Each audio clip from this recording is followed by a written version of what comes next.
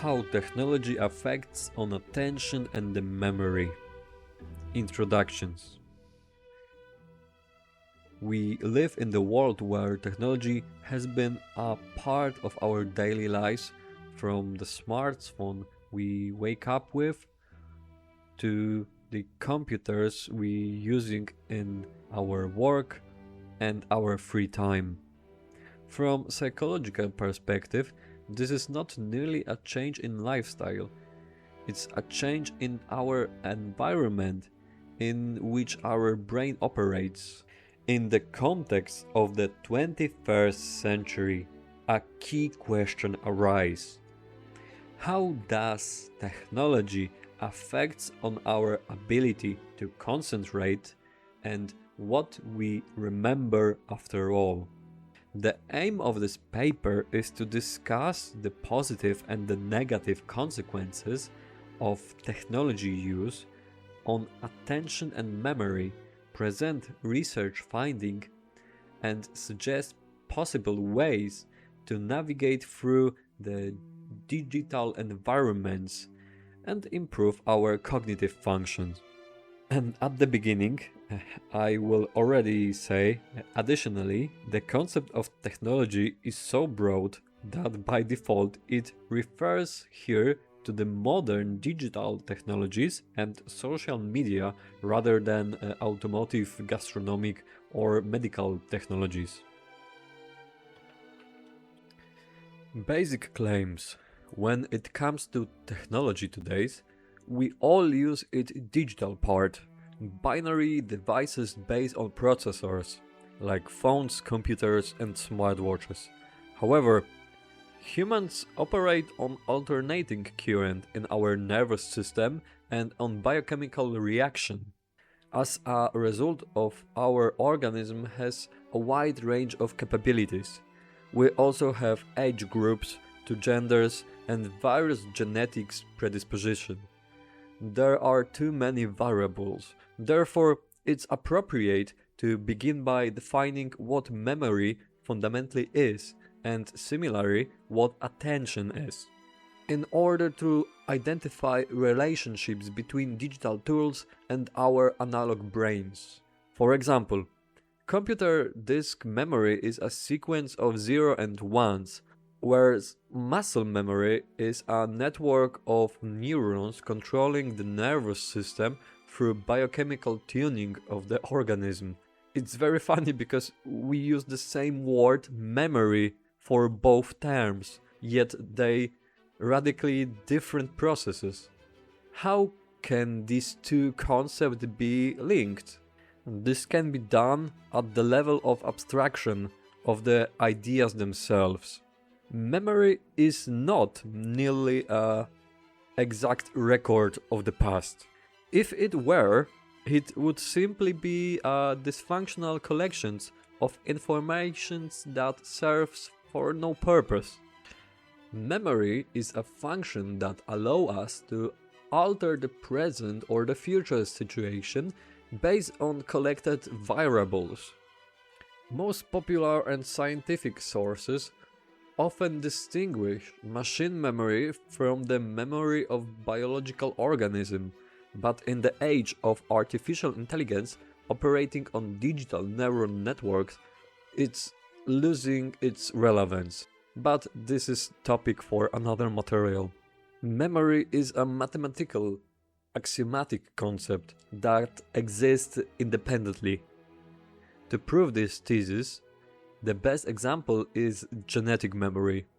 Even in a simple bacteria, which thanks to memory possess defensive function, for instance.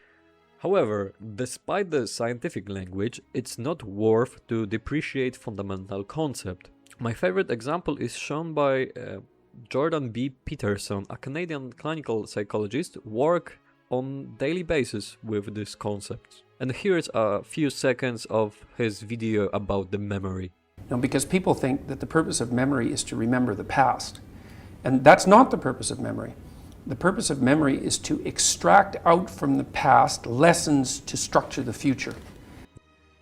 A simple example illustrating this quote.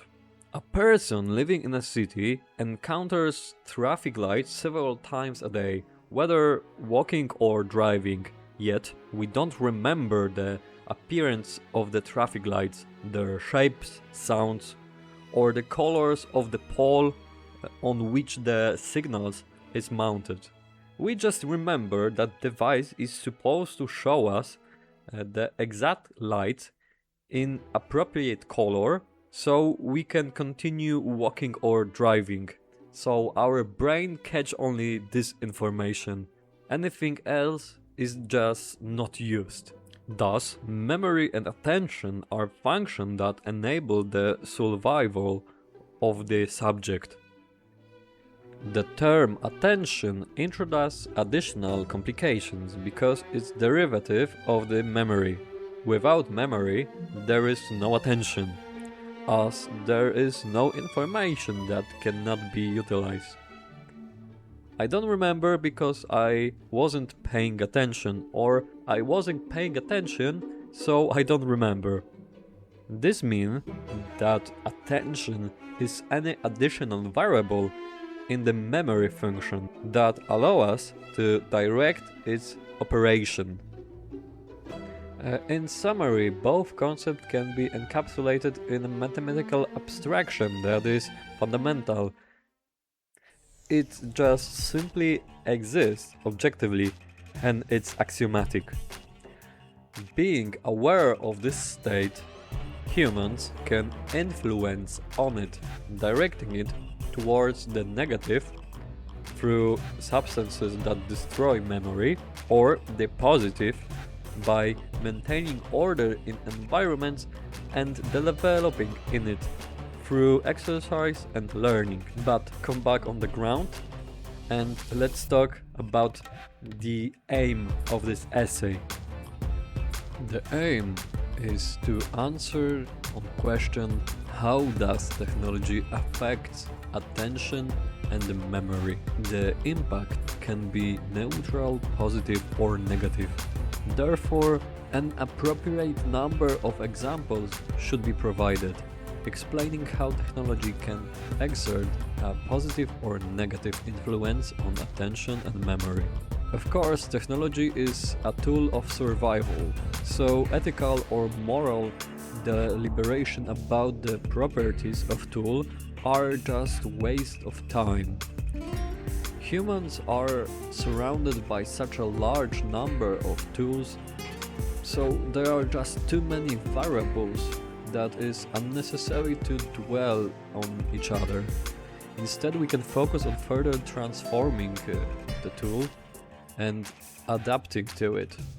However, before doing so, I will list several positive and negative examples along with the ways of using technology that lead to them. On the left will be positive effects and on the right will be negative. The first thing is longer and more stable focus. That can be done by listening of focus music and silencing notification. On the other side, we have lack of concentration. It can happen because we have too many constant notification, too many ads, and we keep scrolling on social media. Come back to the positive. We can reduce susceptibility to distractions, and on the negative side, we can make distractibility much easier. Come back to the positive. Better memorization. For example, by using Google Calendar. And on the negative side, we can forget too many informations. On the positive side, we have faster information retrieval. And on the opposite side, we have difficult recalling facts. Come back to the positive. Better organization of thinking, and on the other side we have chaos in thoughts.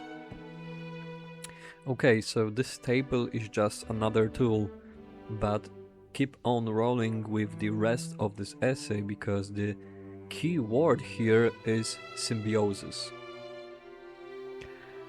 Symbiosis between human and technology is mutual cooperation, in which humans use technology to expand their capabilities, while technology take us steps towards better future thanks to humans' creativity and needs. Technology has evolved alongside humans, from first simple stone tools to advanced digital system. Good example is money, invented 1000 years ago, now exists mostly in digital form. Of course, the topic can be further quantified by examining how technology affects on specific brain regions related to memory, of which there are many. For example, the most famous is hippocampus. The central function is memorization, and technology example is online drivers, flashcards.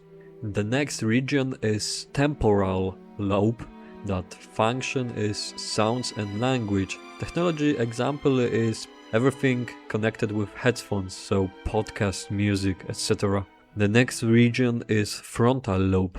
The main function is concentration and planning, and there are so many applications that can help you with focus, so I will not even start. Of course, there are many other regions: amygdala, cerebellum, basal ganglia. Anyway, I very like this way of thinking, because someone can be even more precise and describe how technology affects our genetic memory. But it would be too close to madness. Anyway, what is reflection about all of it? Reflections. The topic of technology's influence on memory and attention is one of the main curses in contemporary neuromedicine, as evidenced by the existing of corporation developing brain-computer interface. Companies such as BlackRock Neurotech and Neuralink are investing enormous sums in development of electrocardiography and advancing the field by sending impulses from computer to the brain. For example, Neuralink continues to work on sending visual signals to the occipital lobe to restore vision, but this still remains in the research phase. In recent months, Neuralink has successfully implanted the Link device in the brain of several patients. This device is a sensor of electrical impulse in our head, enabling them to control a computer cursor with only their thoughts. Humans' technology symbiosis will continue to develop, increasingly expanding the spectrum of behavior on the scale of good and evil. Sublimation. Despite promising forecasts regarding the evolutionary development of human memory and attention, it's worth to focus on more down-to-the-earth issues. Despite highly advanced technology, access to it is still limited to selected groups, so we should concentrate on the current, at least average, level of technological advancement of the typical person. Today, most people own a phone and a computer, and also use additional input-output devices such as headphones or smartwatches. However, it must be emphasized that maximizing technology in our environment is not at any end itself. Ideally, technology should be as unobtrusive as possible. For this reason, in recent years, we have observed a trend towards minimalism. Phones look similar, cars resemble one another, and household applications such as televisions, washing machines, or microwaves have become so obvious that their absence might cause surprise. Over time, all these devices will change form and adapt to emerging technologies, but what we can do in our times? What can we do today? The most important task is to prepare future generations for conscious use of technology. Education should teach not only how to operate devices, but above all critical thinking, concentration and creativity, so that children and young people can use technology as a tool supporting development rather than merely entertainment.